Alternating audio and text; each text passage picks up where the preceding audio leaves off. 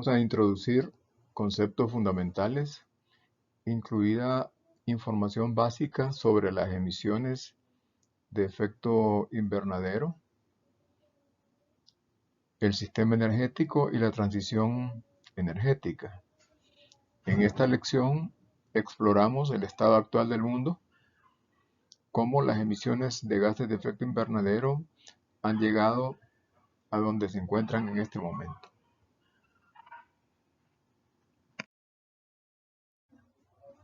Lo que veremos aquí es el desarrollo de las emisiones de dióxido de carbono provenientes de la combustión de combustibles fósiles. Se ve un incremento significativo a partir de mediados del siglo XIX con el comienzo de la revolución industrial, que fue impulsada por combustibles fósiles. Este crecimiento comenzó a acelerarse aún más después de la Segunda Guerra Mundial y ahora, en los últimos años, ha alcanzado aproximadamente 37 gigatoneladas por año. Sin embargo, en los últimos años se aprecia una ligera tendencia a la estabilización. El gráfico se refiere al desglose de las emisiones de CO2 por fuente en los últimos 30 años. La principal fuente de estas emisiones es la combustión de combustibles fósiles, carbón, productos derivados del petróleo y gas natural. Estas emisiones se clasifican dentro del sector energético en este gráfico y siguen siendo con mucho la fuente más importante de dióxido de carbono, por lo que serán el foco de la primera parte de nuestro curso. Hay otras fuentes como los procesos industriales. Estas emisiones provienen principalmente a nivel mundial de la industria del cemento. También está el cambio del uso de la tierra, por el cual los sumideros naturales de carbono se eliminan.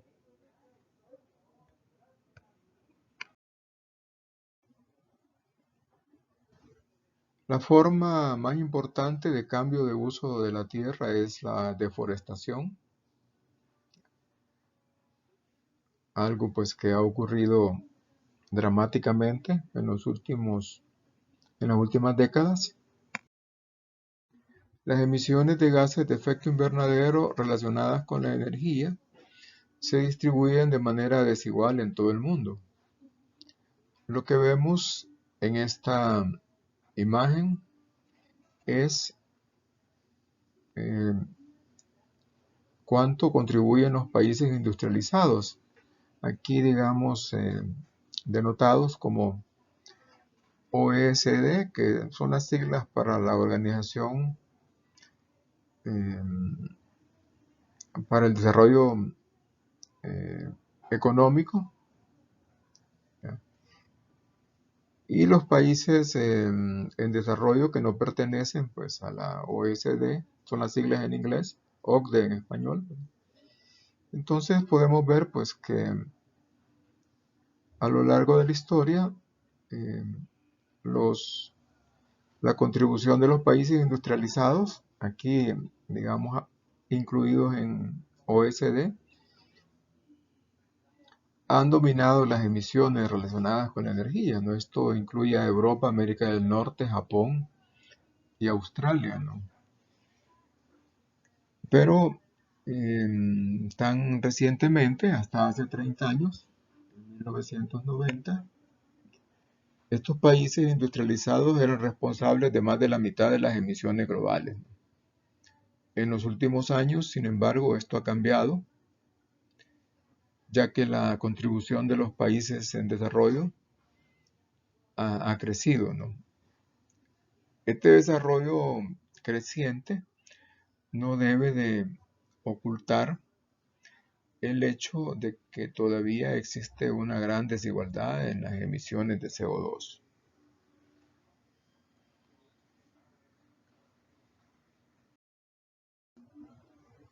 Aquí vemos el desglose de los países, digamos, de los principales emisores a nivel individual, ¿verdad?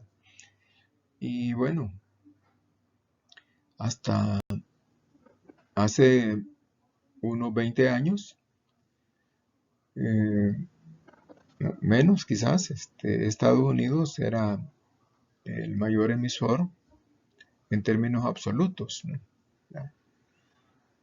Y seguido digamos, de la Unión Europea, ¿ya? Rusia, Japón, y por ahí aparece la India, ¿verdad? Que es una de las nuevas potencias junto con China, ¿no? Pero China, vean que ya a mediados de la década del 2000, pues pasó a ser el principal emisor, ¿verdad? Y puesto que su crecimiento económico continúa, pues digamos, el crecimiento de China va a continuar. Sin embargo, en el resto de países hay una tendencia a la, digamos, a la estabilización o a una leve disminución, ¿verdad? Sí. Entonces, digamos, donde se va a ver crecimiento en las potencias emergentes, ¿verdad? China, India y otras potencias que todavía no aparecen acá. Podemos ver, vean en este gráfico ya no aparecen los países individuales, sino que las regiones, ¿verdad? Que las regiones industrializadas siguen teniendo las tasas más altas de emisiones de CO2 per cápita. Norteamérica pues está arriba de las 10 toneladas por persona al año. Europa pues ya está allí alrededor de poco abajo de 8 toneladas por persona al año. Y Asia va aumentando, ¿verdad? Sudamérica pues digamos ahí se ve digamos una tendencia a la estabilización. Y África obviamente pues la región menos favorecida del mundo, pues no, no contribuye muchas emisiones. Aquí aparecen los mayores emisores, ¿verdad? En este caso per cápita, ¿verdad? Podemos ver pues que Estados Unidos sigue siendo el mayor emisor per cápita, ¿verdad? Eh, China, vean, ya para el 2020, ya las emisiones por cápita de China ya habían superado a las de la eurozona, y eso es bastante significativo. Quiere decir que la población china pues ya también eh, tiene niveles altos de consumo, ¿no? Que eso es lo que indican estos gráficos. El siguiente punto importante en esta introducción es el hecho de que el CO2 no es el único gas de efecto invernadero, ¿no?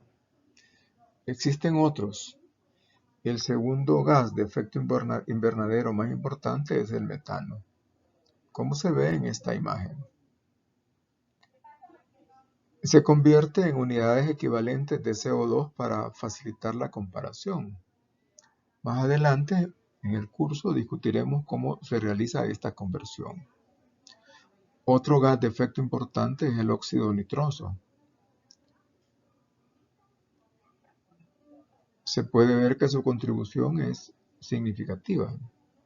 Finalmente, también debemos mencionar varios gases fluorados, a menudo llamados gases F. Ahora profundizaremos un poco más en estos gases de efecto invernadero que es diferente al CO2. El metano es un compuesto bastante simple y es el componente más importante del gas natural. Las emisiones de metano provienen de una variedad de fuentes, incluida la agricultura, en la que las emisiones de los rumiantes son las más importantes. Junto a esto hay emisiones de los vertederos y de la industria de los combustibles fósiles. de la obtención y el tratamiento del petróleo, el gas natural y el carbón. Al igual que el CO2 y el metano, también el óxido nitroso se produce de forma natural, pero su presencia en la atmósfera aumenta debido a las actividades humanas. La principal fuente de emisión de óxido nitroso se encuentra en la agricultura, por ejemplo, relacionado con el uso de fertilizantes. Por último, los gases fluorados. Estos son compuestos completamente artificiales que no existen en la naturaleza, en contraste con los gases discutidos anteriormente. Los hidrofluorocarbonos se encuentran en productos de consumo, como equipos de enfriamiento y espumas aislantes, pero también los procesos industriales específicos, como la producción de aluminio y magnesio, conducen a la emisión de estos compuestos fluorados. También en la clase mencionábamos pues, algunos switchgear, que se le llama en inglés a, digamos, interruptores de alta tensión, y otros equipos eléctricos. La emisión de gases de efecto invernadero conduce a un aumento de su concentración en la atmósfera. En este gráfico vemos lo que ha ocurrido con la concentración de CO2 atmosférico a lo largo del tiempo.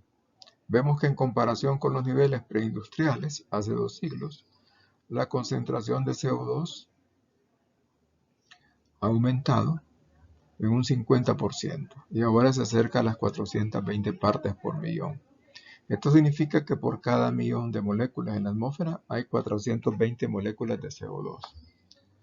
Esto puede parecer una cantidad modesta, pero este aumento ya está afectando el clima de manera impactante. Todo emite radiación. La Tierra emite principalmente radiación en el infrarrojo. La mayor presencia de gases de efecto invernadero conduce a que una mayor fracción de esta radiación quede atrapada en la atmósfera y en parte se vuelva a irradiar a la superficie de la Tierra. Como resultado, el efecto invernadero natural se amplifica, lo que lleva a temperaturas más altas. Ya vemos que hay un aumento de la temperatura de más de 1 grado Celsius en relación a, digamos, al comienzo de la revolución industrial. Este gráfico muestra una imagen clara del cambio de temperatura. La línea muestra la anomalía de la temperatura global promedio en relación con el promedio de 1850 a 1880. Tal como se puede apreciar, esta anomalía de temperatura ha ido creciendo considerablemente en los últimos 100 años. En resumen, esta primera lección ha proporcionado algunos antecedentes sobre el desarrollo histórico de las emisiones de gases de efecto invernadero y conocimiento sobre cómo llegamos al punto en el que nos encontramos hoy, ¿verdad? En las próximas lecciones exploraremos la gran pregunta de cómo salir de esta situación. Algunas conclusiones: ha habido un crecimiento significativo en las emisiones globales de CO2 y las concentraciones asociadas de CO2 en la atmósfera desde el comienzo de la revolución industrial. Otra conclusión es que el sector energético es el mayor contribuyente de las emisiones de CO2. También los países industrializados siguen siendo los mayores emisores per cápita de CO2. Sin embargo, las emisiones tienden a estabilizarse o reducirse. Esto pues debido a la aplicación de tecnologías más eficientes y también a una mayor conciencia ambiental en los países desarrollados. La penúltima conclusión nos dice que el efecto invernadero ha llevado a aumentos en las temperaturas medias globales. Y por último, el efecto invernadero es el resultado de muchos gases de efecto invernadero, no solo CO2. En las tareas y cuestionarios que están relacionados con esta primera lección, se les pide que visiten el sitio web de la Agencia Internacional de Energía, IEA por sus siglas en inglés. En la pantalla se muestra, digamos, el homepage. Y en algunos ejercicios se les pide que visiten algunos de los países, countries, esa ventana de countries, ventana desplegable, hay que abrirla, ¿verdad? Y al abrirla, vamos a visitar varios países, ¿verdad? Entonces aquí hemos marcado The Netherlands, que es los Países Bajos, ¿ya? Y podemos ver, bueno, seleccionamos las emisiones de CO2 como tópico que nos interesa, porque hay varios tópicos, ¿verdad? Aquí estamos en los Países Bajos. Y el indicador que queremos, bueno, es el que aparece por default, son las emisiones de CO2 por fuente de energía, ¿no? Entonces, para los Países Bajos vemos que el gas natural es el principal, digamos, causante de emisiones de CO2, porque pues, los Países Bajos son un país altamente industrializado y bueno, eh, usan mucho gas, ¿no? Por lo tanto, se van a ver afectados por el conflicto pues, que está pues, en desarrollo en Europa, ¿verdad? También podemos ver las emisiones totales. Vemos que para el 2019 eran 145.9 megatoneladas de CO2. Y por la visita guiada, ¿verdad? Tenemos las emisiones per cápita, 8.4 toneladas de CO2 por persona al año, ¿verdad? Obviamente estos son promedios, ¿verdad? ¿Ya? Esto incluye pues a los que, digamos, actúan de manera pues sensible o consciente con el ambiente y a los que no, ¿verdad? Pero en Holanda pues en la práctica hay una gran conciencia ambiental y prueba de ello es el alto uso de la bicicleta como medio de transporte, ¿no? Bueno, por último las referencias para esta primera unidad de nuestro curso, pues la referencia es este curso eh, que se puede seguir en la plataforma edX, es Design It a Climate Neutral World, ¿verdad? Un curso, según recuerdo, pues de la Universidad de Delft y en Holanda. Y si ustedes se pueden inscribir, pues eso sería ideal. Muy bien, es todo por esta primera lección.